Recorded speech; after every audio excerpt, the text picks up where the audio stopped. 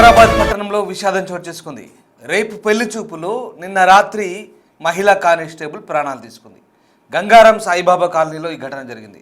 కోట్పల్లి పిఎస్లో పనిచేస్తుంది కానిస్టేబుల్ దివ్యకు ఇదివరకే పరిచయం ఉన్న మరో కానిస్టేబుల్తో ఆదివారం పెళ్లి చూపులు కూడా ఉన్నాయి.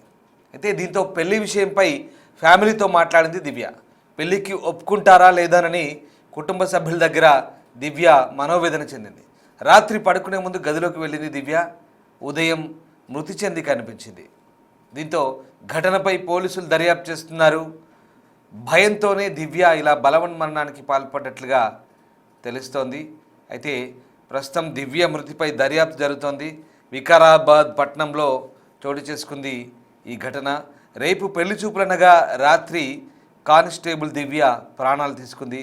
గంగారాం సాయిబాబా కాలనీలో ఈ ఘటన చోటు చేసుకుంది. అయితే తనకు ఇదివరకే పరిచయం ఉన్న కానిస్టేబుల్తో పెళ్లి చూపులున్నాయి. కోట్పల్లి పిఎస్లో పనిచేస్తుంది కానిస్టేబుల్ దివ్య. అయితే ఆ కానిస్టేబుల్తో పెళ్ళికి ఒప్పుకుంటారా లేదానని కుటుంబ సభ్యులతో ఆమె మాట్లాడినట్టుగా తెలుస్తోంది. ఆదివారం పెళ్లి చూపులున్నాయి, కానీ పెళ్లి విషయంపై ఫ్యామిలీతో దివ్య ఇదివరకే మాట్లాడింది. సో దీంతో ఒకవేళ పెళ్ళికి ఒప్పుకుంటారో లేదానని తను మనస్తాపానికి గురైనట్టుగా తెలుస్తోంది. దీంతో ఆమె బలవన్మరణానికి పాల్పడ్డట్టుగా తెలుస్తుంది. కుటుంబ సభ్యుల దగ్గర దివ్య మనోవేదన చెందినట్టుగా కూడా తెలుస్తుంది.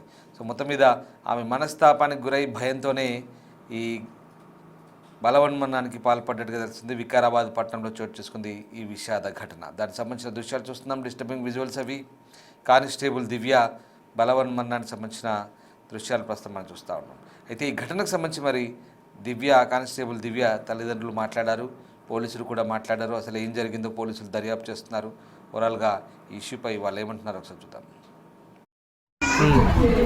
రాలేదని మూడోసారి ఫోన్ చేస్తే మమ్మీ ఫోన్ లేపలేదు. ఫోన్ లేకపోతే ఎందుకు ఫోన్ లేపలేదేమో అని ఈమె ఫోన్ చేసిన. ఇక ఫోన్ లేపలేదు శ్వేత ఎందుకేమానంటే వస్తున్నది మమ్మీ అనంతగిరి గుట్టలో ఉన్నాడు వస్తున్నదని ఆమె వెంటనే వస్తున్నా మమ్మీ నేను అడిగి వస్తున్నా ఇంటికి అని అన్నది. 2 లీటర్ పాలు ఐస్ క్రీమ్ అది తీసుకొని వచ్చినాక ఐస్ క్రీమ్ వద్దు బామ్మ చల్లగా ఉన్నది పిల్లలకి ఇవ్వకు అంటే ఆయనకి ఇచ్చింది, ఇంకొక ఆయనకి ఇచ్చింది, ఆమె తిన్నది నాకు ఇచ్చింది. నేను వద్దంటే కూడా తినిపించినాక ఒక పత్తు ఉన్నది మీరారు ఉన్నది బంగులు సుసలా చేసి ఇచ్చిన తిని చాయ్ చేసి ఇచ్చిన తాగింది. పరిచిస్తాం మమ్మీ అన్నది. బాసం తొమ్ముతా అన్నది. 10 తొమ్మిది దివా రేపు ఒక పత్తు ఉన్నావు కదా నువ్వు, రేపు శనివారం కూడా ఒక పత్తు అన్నది. రేపు ఒక పత్తు ఉంటావు కదా వంట చేసి లేదు 10 తొమ్మితా అని నేనన్నా. ఇక పడుకున్నట్టు నాకు పరిస్థిస్తా అంటే నేను పరుచుకుంటా పట్టు నువ్వు పడుకున్నావు కదా పడుకో అన్నా పడుకున్నా లోపటి పరిస్థిచ్చిన ఆమెకు పడుకున్నది. 11 గంటలకు అట్లా జర సప్పుడు వచ్చింది. సప్పుడు వస్తే ఏమున్నదని 12 గంటలకు పోయి చూస్తే పడుకున్నది ఆమె. ఆమెకు లేపితే తిడుతుంది పడ్డానని నేను బయటికి వచ్చిన చూడు అంతే, ఏం లేదు. ఇక ఏమన్నా గొడవలు ఇడిచి నాకు ఒక్క మాట అన్నది. నాకు ఆమె జెండుబ పెట్టింది, ఆడ మోర్లు పడ్డా నేను మొన్న జెండుబ పెట్టింది, కాలకు పెట్టింది, దగ్గు మందు తెచ్చింది, వేసుకో మమ్మీ తినమన్నది. ఇక్కడ ఫ్రిడ్జ్ మీద పెడతా అంటే ఎందుకు దివి అట్లా అంటున్నావు అంటే ఏం లేదు నేను చెప్తా కానీ వేసుకో తినమ్మ ఒక మూత అన్నది. ఎందుకు పైసలు ఖరాబ్ చేస్తావు దివ్య అని నేను అన్నా.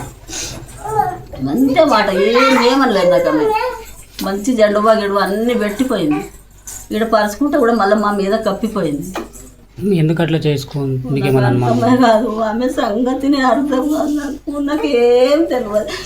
ఎవరితో నిన్న మాట్లాడింది ఎవరికైనా ఏమైనా ఉన్నది అని అంటే కూడా బాధలేదు నాకు. అది లేదు అట్లానన్నా లేచిపోతారు అట్లా పోతేనన్నా మంచిది. ఏమీ అనలేదు నాకు ఆమె అసలు మనిషి కూడా కాదు. లెటర్ కూడా రాసి పెట్టింది అన్నారు. లెటర్ నాకు తెలియదు.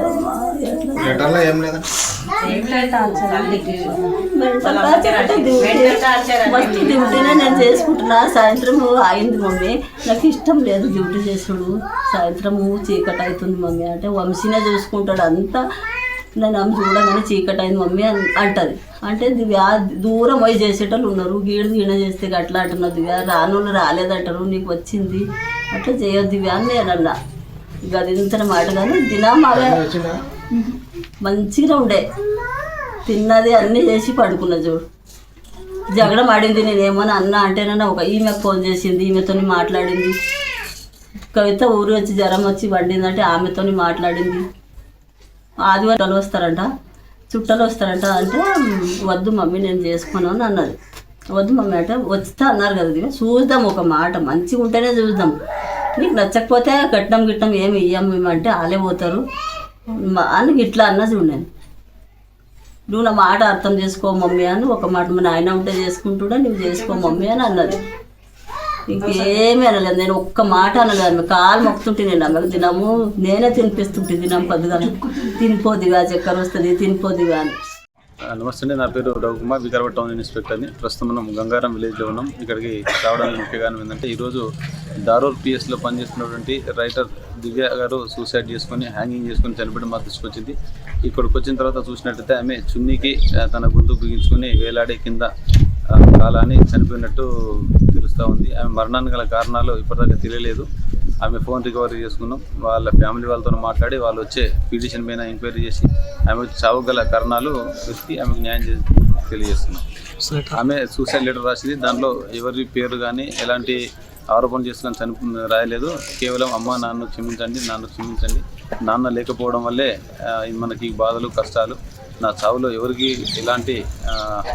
ఎవరికి ఎందులో ఎలాంటి అది లేదు, నా వాళ్ళని చనిపోతున్నాను, నా చావు ఎవరు కారణం కాదని చెప్పింది. మహిళా పోలీస్ దివ్య ఎందుకు బలవన్మరణానికి పాల్పడింది? ఈ బలవన్మరణం వెనుక కారణం ఏంటి? మంచి భవిష్యత్తున్న దివ్య పెళ్లి విషయంలో ఎందుకు మనస్తాపానికి గురైంది? లేదా కుటుంబ సభ్యులు ఆమె పెళ్లి గురించి ఎలాంటి ఆలోచన చేశారు? మా ప్రతినిధి సుజాత రెడ్డి జాయిన్ అవుతున్నారు. సుజాత, దివ్య కానిస్టేబుల్ మృతి నిజంగా దిగ్భ్రాంతిని గొలిపించే అంశం.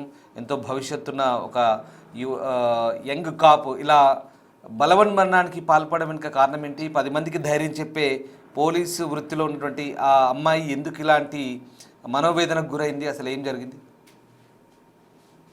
వికారాబాద్ పట్టణంలో విషాదం చోటు చేసుకుందనే చెప్పుకోవాలి. కానిస్టేబుల్ గా విధులు నిర్వర్తిస్తున్నటువంటి దివ్య సూసైడ్ చేసుకుని చనిపోయినటువంటి ఘటన ఇప్పుడు అందరినీ కూడా కలిచివేస్తుంది. ఒకవైపు కుటుంబం శోక సంద్రంలో మునిగిపోయింది. దివ్యకి ఆదివారమే పెళ్లి చూపులు ఉన్నాయి.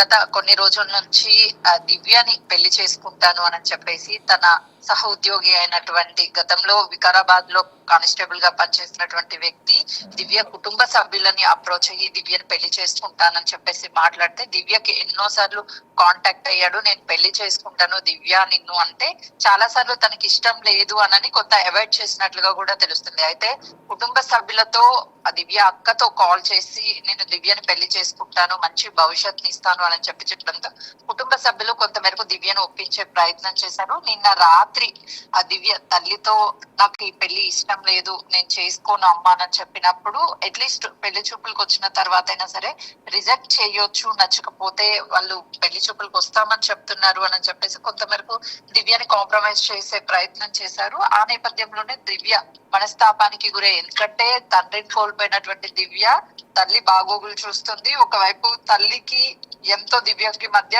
చాలా అండర్స్టాండింగ్ ఎక్కువగా ఉంటుంది. పెళ్లి విషయానికి వచ్చేసరికి కొంత మేరకు తనని పెళ్లి చేసుకుంటే మంచి భవిష్యత్తు ఉంటుంది అని చెప్పి నచ్చజెప్పే ప్రయత్నం చేశారు. ఒకవేళ దివ్యకి ఇష్టం లేకపోతే రిజెక్ట్ చెయ్యి, ఎలాంటి ఇబ్బంది ఉండదు, కానీ పెళ్లి చూపులకు వస్తామని చెప్తున్నారు కాబట్టి రానివ్వు అని చెప్పి కొంత మేరకు తన కూతురికి నచ్చజెప్పే ప్రయత్నం చేశారు. అయితే రాత్రి సమయంలో ఈ చర్చ జరిగిన తర్వాత దివ్య తన రూమ్ కి వెళ్ళిపోయింది. రోజులాగే తల్లి తన రూమ్ కి వెళ్ళి నిద్రపోయింది. ఆ తర్వాత దివ్యని ఉదయాన్నే ఇంకా నిద్ర లేగడం లేదు ఏంటి అని ఇంటికి వెళ్లి తలుపులు తీసి చూసేసరికి బెడ్రూమ్ రూమ్ తలుపు తీసేసరికి దివ్య హ్యాంగింగ్ కనిపించడంతో తల్లి కన్నీరు మున్నీరుగా రోధిస్తుంది. ఎందుకంటే ఎప్పుడు ఆ దివ్య యాక్టివ్ గా ఉండేది, కానీ తన పర్సనల్ విషయానికి వచ్చే వరకు కొంతవరకు సెన్సిటివ్ గా ఉండేటువంటి దివ్య ఇలాంటి నిర్ణయం తీసుకోవడంతో కుటుంబం అంతా కూడా కన్నీరు మున్నీరుగా వినిపిస్తుంది.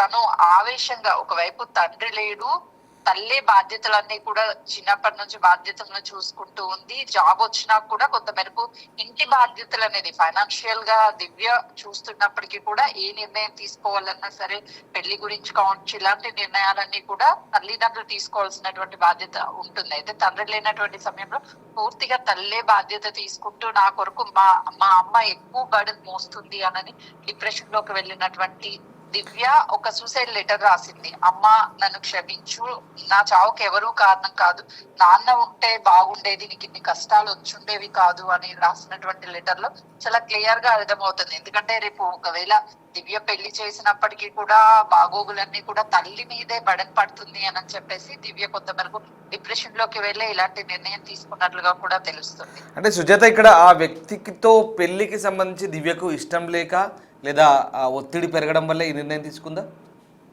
కుటుంబ సభ్యుల నుంచి ఎలాంటి ఒత్తిడి కూడా లేదు అని చెప్తున్నారు.